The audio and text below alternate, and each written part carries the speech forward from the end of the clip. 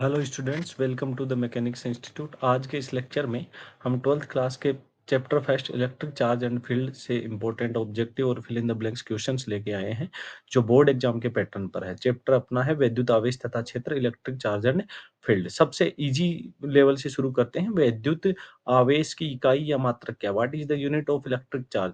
Charge के unit होता है कूलाम। Very easy question. यदि दो बिंदु आवेशों के बीच की दूरी दोगुनी कर दी जाए तो उनके बीच का बल क्या होगा? If the distance between two point charges is doubled, what happens to the force between them?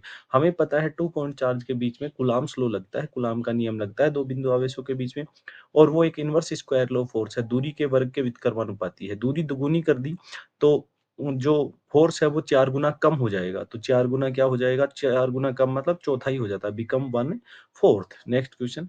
Coulomb के नियम के अनुसार निर्वात में स्थित दो आवेशित कणों के बीच बल किस पर निर्भर करता है?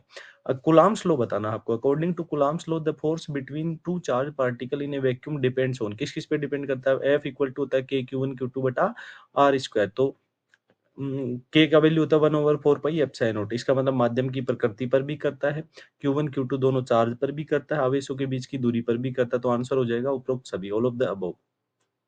यदि एक बिंदु आवेश को किसी माध्यम में रखा जाए, मीडियम में रखा है, डाइलेक्ट्रिक मीडियम में, तो उसके चारों ओर विद्युत क्षेत्र की तीव्रता किस पर निर्भर करेगी?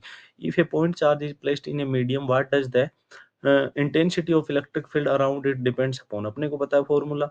ये विद्युत क्षेत्र की तीव्रता होती है E equal to 1/4 pi epsilon not Q upon R square. तो माध्यम के एप्सिलॉन R डाइलेक्ट्रिक कांस्टेंट पर भी निर्भर करेगी, आवेश के मान पर भी करेगी, के Q दूरी के वर्ग पर भी। इसमें भी क्या हो जाएगा? ऑल ऑफ द अबव हो जाएगा। Next question.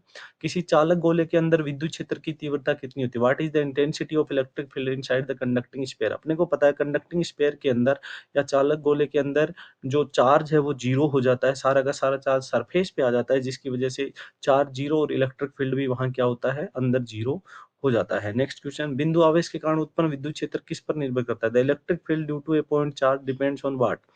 ये वही क्वेश्चन है, आवेश के मान पर, दूरी के वर्ग कर, माध्यम की प्रकृति, सब पर निर्भर करता है। F equal to K Q upon R square. Next question. एक विद्युत द्विध्रुव के मध्य बिंदु से समान दूरी पर स्थित अक्षीय तथा निरक्षीय बिंदुओं पर विद्युत क्षेत्र की तीव्रता का अनुपात। The ratio of intensity of electric field eight axial and equatorial point of an electric dipole located at same distance from mid point of dipole. Dipole क्या होता है?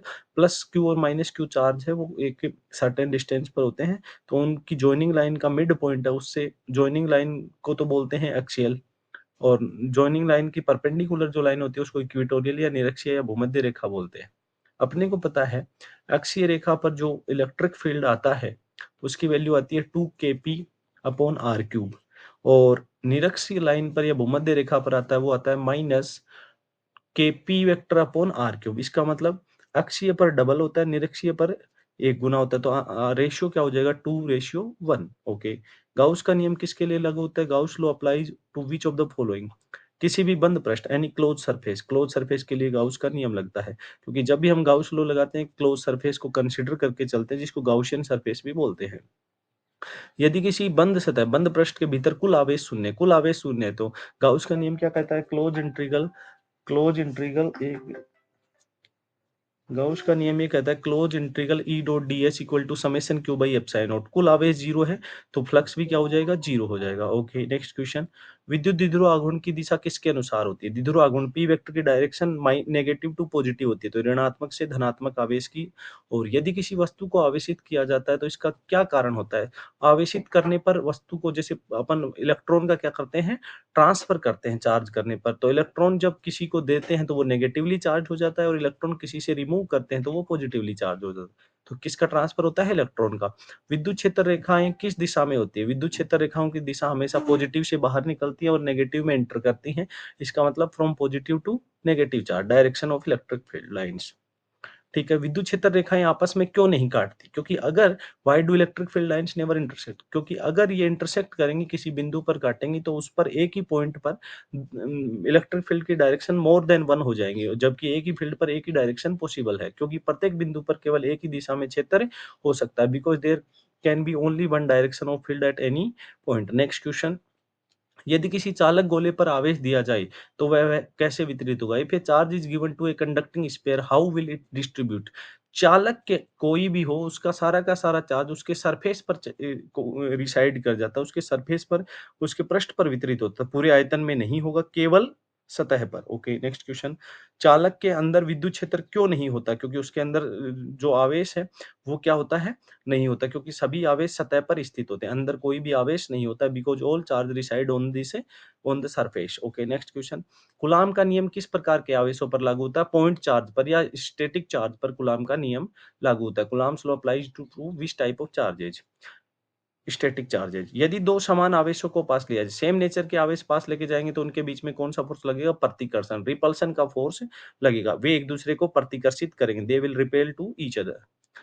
यदि किसी चालक में मुक्त इलेक्ट्रॉनों की गति कैसी होती है? How do free electron move in चालक में मुक्त इलेक्ट्रॉन रैंडमली मूव करते हैं, यादृच्छिक रूप से मूव करते हैं। किसी बिंदु के चारों ओर विद्युत क्षेत्र रेखाएँ कैसी होती है? बिंदु आवेश के चारों ओर। What is the shape of electric field lines around the point charge? Radial, त्रिज्यीय दिशा में होती हैं, रेडियल होती हैं। यदि एक सतह के चारों ओर कुल विद्युत फ्लक्स शून्य है, इलेक्ट्रिक फ्लक्स, तो इसका निष्कर्ष क्या निकाला? फ्लक्स शून्य है, इसका मतलब सतह के अंदर कोई भी आवेश नहीं है। No charge is inside the surface. Okay, next question. किसी संधारित्र की धारिता किस पर निर्भर? संधारित्र की धारिता एक तो प्लेटों के आकार या दूरी पर निर्भर करती है, माध्यम के डाइलेक्ट्रिक कांस्टेंट परावैद्युतांक पर निर्भर करती है, प्लेटों के बीच वोल्टेज पर नहीं करती, तो केवल ए और बी ऑप्शन इज करेक्ट। विद्युत विभव की इकाई होती है volt. What is the unit of electric dipole? Volt. किसी बिंदु पर विद्युत क्षेत्र की दिशा किसके अनुसार होती है? अपने को पता है, फॉर्मूला होता है F equal two plus minus QE। तो किसी भी बिंदु पर जो इलेक्ट्रिक फील्ड की डायरेक्शन होती है, वही किसकी होती है? विद्युत बल की। तो डायरेक्शन ऑफ इलेक्ट्रिक फोर्स और डायरेक्शन ऑफ इलेक्ट्रिक फील्ड है, वो होती हैं, ठीक है? कूलाम बल का मात्रक, बल कोई भी हो उसका मात्रक होगा न्यूटन। यदि एक आवेशित कण को एक समान विद्युत क्षेत्र में रखा जाए, कोई चार्ज पार्टिकल है उसको यूनिफॉर्म इलेक्ट्रिक फील्ड में रखा, तो वह कैसे गति करेगा? अपने को पता है, यूनिफॉर्म इलेक्ट्रिक फील्ड में किसी चार्ज पार्टिकल को रखेंगे तो उसपे Coulomb force F equal to QE लगेगा। फोर्स F को लिख सकते हैं ma। तो यहाँ पर a है वो कांस्टेंट आएगा। तो हमारे पास क्या हो जाएगा, क्योंकि Q कांस्टेंट है, E कांस्टेंट है, m कांस्टेंट है, तो एक्सीलरेशन आएगा नियत। इसका मतलब एक समान त्वरण से है वो पार्टिकल गति करेगा विद यूनिफॉर्म एक्सीलरेशन। विद्युत फ्लक्स की इकाई क्या है? विद्युत फ्लक्स क्या होता है? Close integral E dot ds। E की यूनिट होती है न्यूटन पर कूलाम और ds एरिया की यूनिट होती है मीटर स्क्वायर। तो न्यूटन वर्ग मीटर प्रति कूलाम। गाउस के नियम का सामान्य रूप क्या है? What is the general form of Gauss law? Gauss law का जनरल फॉर्म क्या है? Close integral E dot dA vector equal to क्या होता है? Q बटा एप्सिलॉन नॉट। Q यहाँ इनक्लोज्ड चार्ज है। यदि किसी चालक गोले के अंदर बिंदु P, चालक के अंदर कोई पॉइंट लिया है और इनसाइड कोई भी चार्ज नहीं होता, कोई भी इलेक्ट्रिक फील्ड नहीं होता, तो उस बिंदु पर विद्युत क्षेत्र का मान, कंडक्टिंग स्फीयर के अंदर विद्युत क्षेत्र कितना होता है? 0। किसी लंबे समांतर आवेशित तार, हमने किसी लंबाई का एक लीनियर चार्ज डिस्ट्रीब्यूशन ले लिया। गाउस के नियम का उपयोग करना। गाउस के नियम के 3 एप्लीकेशंस हैं, उनमें से ये फर्स्ट एप्लीकेशन है जिसमें एक लीनियर चार्ज डिस्ट्रीब्यूशन लिया गया, उपयोग करके विद्युत क्षेत्र किस पर निर्भर करता है? हमें पता है उसके लिए क्या आता है? E equal to 2 k lambda by r। तो लैम्ब्डा पर निर्भर करता है, तो लैम्ब्डा यहाँ नहीं है, लीनियर चार्ज डेंसिटी नहीं है। r पर, तार से दूरी देखो, हाँ, distance from the wire. Okay, next question. Gauss के नियम के अनुसार किसी चालक सतह पर विद्युत क्षेत्र किस दिशा में होता है? गाउस के नियम के अनुसार चालक सतह पर विद्युत क्षेत्र हमेशा एन कैप होता है, परपेंडिकुलर टू द सरफेस, सतह या पृष्ठ के लंबवत। Okay, next question. यदि किसी अनंत लंबाई के तार, ये फिर से वही क्वेश्चन है कि सतह, अब यहाँ फॉर्मूला पूछ लिया गया है। सतह आवेश घनत्व नहीं है, ये है रेखीय आवेश घनत्व, लीनियर चार्ज डेंसिटी। तो गाउस के नियम से विद्युत क्षेत्र का मान, if a long charge wire has a linear charge density lambda, what will be the electric field using Gauss law? Gauss law application से इक्वेशन फॉर्मूला क्या होता है? Lambda by 2 pi epsilon not r या 2 k lambda by r। Okay, ये option दिया है तो ये करेक्ट है। गाउस के नियम अनुसार यदि किसी बंद पृष्ठ के भीतर कोई कुल आवेश नहीं है, तो कुल विद्युत, भाई आवेश नहीं है तो समेशन Q 0 है, तो इलेक्ट्रिक फ्लक्स भी क्या हो गया? 0। ठीक है, अकॉर्डिंग टू गॉस लॉ ये आपके पास फ्लक्स 0 हो जाएगा। विद्युत क्षेत्र रेखाएं किसे दर्शाती है? विद्युत क्षेत्र रेखाएं विद्युत क्षेत्र की दिशा को दर्शाती है। Electric field line represent the direction of electric field. Next question. यदि किसी विद्युत क्षेत्र में विद्युत क्षेत्र रेखाएं अधिक निकट है, पास-पास है, इसका मतलब जो इलेक्ट्रिक फील्ड है वो है, स्ट्रॉन्ग है, या ये कह दें कि उसकी इंटेंसिटी है वो ज़्यादा। क्षेत्र में विद्युत क्षेत्र की तीव्रता अधिक है। पास-पास है तो तीव्रता अधिक और दूर-दूर है तो तीव्रता कम है। The electric field strength is higher in that region. Coulomb के नियम का गणितीय रूप, mathematical form of Coulomb's law, F equal to KQ1 Q2 बटा R square. B option is correct. Next question. Coulomb का नियत, कूलाम कांस्टेंट K का value newton metre square पर कूलाम स्क्वायर में क्या होता है? What is the value of Coulomb constant in newton metre square? K का वैल्यू होता है 9 × 10 की पावर 9 न्यूटन मीटर स्क्वायर बटा कूलाम स्क्वायर। तो ऑप्शन ए इज करेक्ट। ठीक है, नेक्स्ट क्वेश्चन। ये क्वेश्चन आपके पास है, यदि कोई दो आवेशों के बीच निर्वात की बजाय माध्यम में रखा जाए तो उनके बीच बल कैसा होगा? If two charges are placed in a medium instead of vacuum, what happens to the force between them? Medium रख दिया तो अपने को पता है एफ है, मीडियम में वो वैक्यूम में जो फोर्स है उसका epsilon R 1 by epsilon R time होता है। एप्सिलॉन आर होता है डाइलेक्ट्रिक कांस्टेंट, तो डाइलेक्ट्रिक कांस्टेंट का उसमें डिवाइड चला जाता है, भाग चला जाता है। इसका मतलब माध्यम की उपस्थिति में जो फोर्स है वो क्या हो जाएगा? कम हो जाएगा।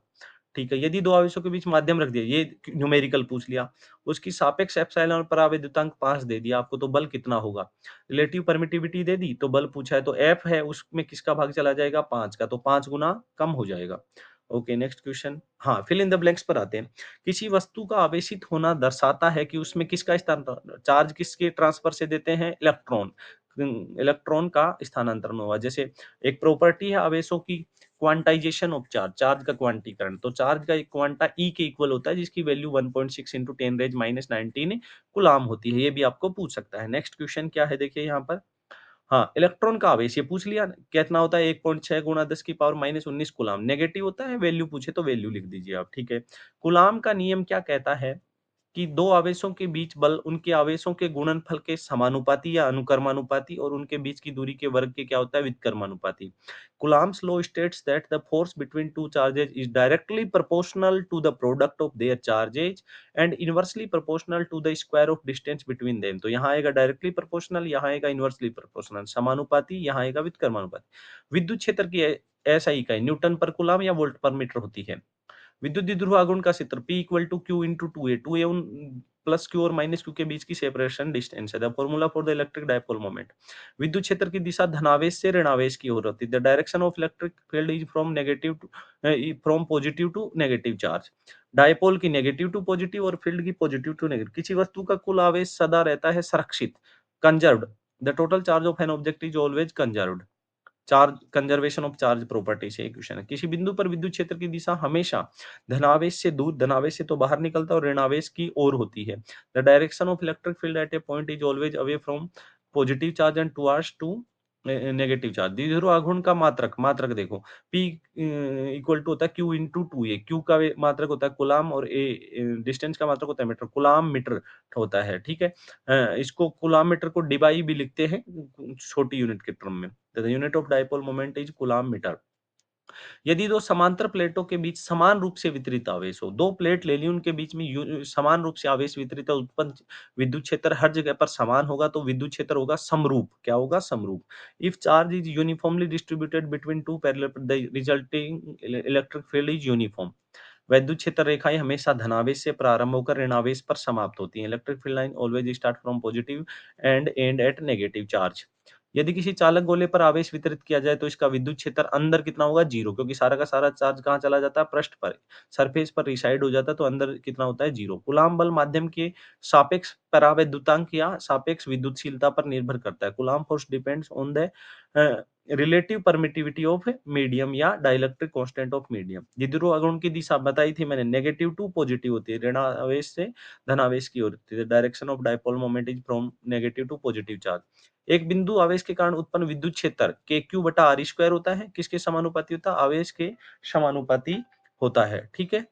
The electric field due to a point charge is inversely proportional to. अच्छा, यहाँ इनवर्सली प्रोपोर्शनल, यहाँ समानुपाती आ गया, तो समानुपाती यहाँ आएगा व्युत्क्रमानुपाती, दूरी के वर्ग के व्युत्क्रमानुपाती होता है। Inversely proportional to square of distance. यदि दो विपरीत आवेशों को एक सीमित दूरी पर रख दिया जाए, विपरीत आवेश है प्लस क्यू माइनस क्यू, उसको एक कांस्टेंट डिस्टेंस पर, फाइनाइट डिस्टेंस पर हम रख दिया, तो यह एक द्विध्रुव बनाएगा, विद्युत द्विध्रुव बनाता है। They form an electric dipole. Okay, next question.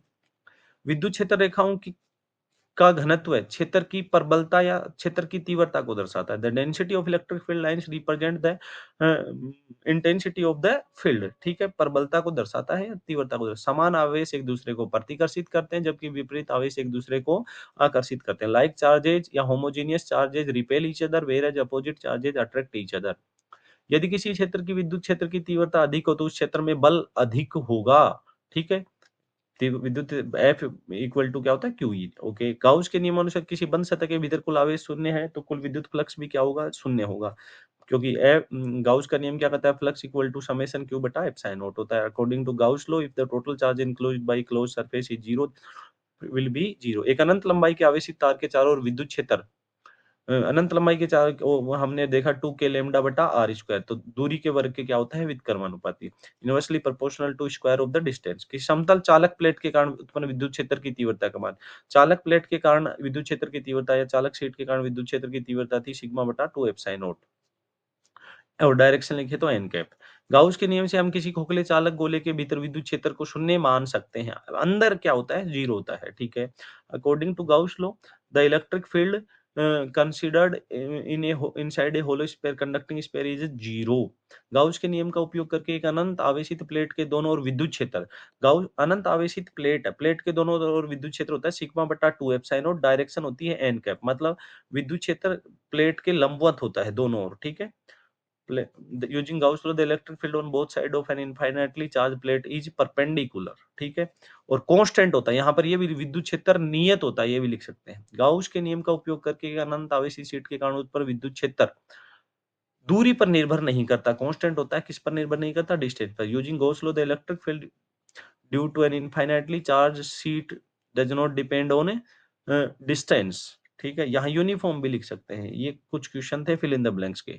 अब इस चैप्टर में बात करें तो इस चैप्टर में देखिए कौन-कौन से क्वेश्चन आ रहे हैं। एक question fill in the blanks, एक ऑब्जेक्टिव टाइप का क्वेश्चन और 3 नंबर का क्वेश्चन है वो आएगा आपका बड़ा प्रश्न आएगा। 3 नंबर के क्वेश्चन से रिलेटेड टॉपिक क्या हो सकते हैं? कूलम्ब्स लॉ हो सकता है, कूलम्ब्स लॉ का वेक्टर फॉर्म हो सकता है, सुपरपोजिशन प्रिंसिपल से जो हम आवेशों के निकाय के लिए बल निकालते हैं वहाँ से कोई न्यूमेरिकल हो सकता है, ठीक है। और अगर हम बात करें डायपोल, इलेक्ट्रिक डायपोल की एक्सियल पॉइंट और इक्वेटोरियल पॉइंट, अक्षीय बिंदु और निरक्षीय बिंदु पर विद्युत क्षेत्र की तीव्रता आपको पूछ सकता है। गाउस के नियम का डेरिवेशन जो है जो हम इनवर्स स्क्वायर लॉ से जो डेरिवेशन निकालते हैं उसके बारे में आपको पूछ सकता है। गाउस लॉ के 3 जो एप्लीकेशंस हैं उनमें से किसी एक को पूछ सकता है, ठीक है। इससे न्यूमेरिकल भी बन सकता है, छोटा न्यूमेरिकल फॉर्मूला बेस्ड क्वेश्चन बन सकता है, ठीक है, ओके। ये चैप्टर आप इन क्वेश्चंस के बेसिस पर आप अपने चैप्टर अच्छे से तैयार करें। आपको आने वाले एग्ज़ाम के लिए best of luck. Thank you.